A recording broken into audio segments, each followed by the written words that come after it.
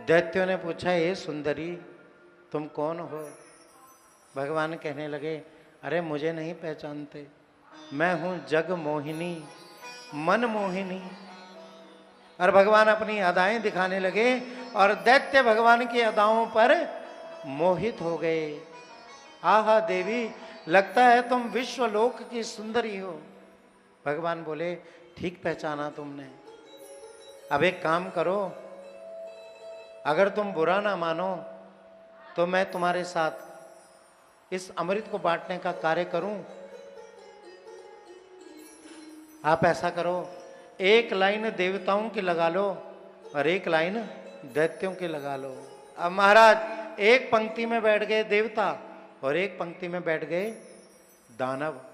भगवान ने अमृत का कलश लिया, कभी सिर पर रख करके नृत्य करें, कभी कंधे पर रख करके नृत्य करें, कभी कमर पे उस घड़े को रखकर नृत्य करें। दैत्य कहें, वाह वाह वाह वाह देवी, तुम जैसी विलक्षण सुंदरी तो आज तक हमने देखी नहीं है, चलो पिलाना शुरू करो। अब दैत्यों ने जैसे ही पीने के लिए हाथ किया, भगवान मटकी लेकर के देवताओं की ओर चले गए और देवताओं को पिलाने लगे। दैत्य कहने लगे, देवी थोड़ा हमें भी। भगवान कहने लगे, दत्त, अरे ऊपर पानी पानी है, पतला पतला, इन देवताओं को पीने दो। जो माल है नीचे गाढ़ा गाढ़ा वो तो नीचे है, ऊपर ऊपर का पतला पतला इन देवताओं को पिला देते हैं, नीचे का जो गाढ़ा गाढ़ा माल माल है वो हम तुमको पिलाएंगे। अरे क्या न्याय की बात करी देवी। दैत्य कहने लगे, ठीक है पिलाओ इनको। दूसरे देवता को पिलाया, तीसरे को। इस प्रकार देवताओं की पंक्ति में भगवान अमृत बांटते हुए जा रहे हैं। दैत्य कहने लगे, देवी नेक घड़ा में देखो, अभी भी पानी पानी है कि कुछ गाढ़ा गाढ़ा आया? भगवान कहने लगे, जब गाढ़ा गाढ़ा आएगा मैं तुम्हारी तरफ आ जाऊंगी, अभी तो नीरा पतला पतला ही चल रहा है। दैत्यों की पंक्ति में दो दैत्य बैठे हैं। प्रेम से कहिए श्री राधे, भाव से कहिए श्री राधे।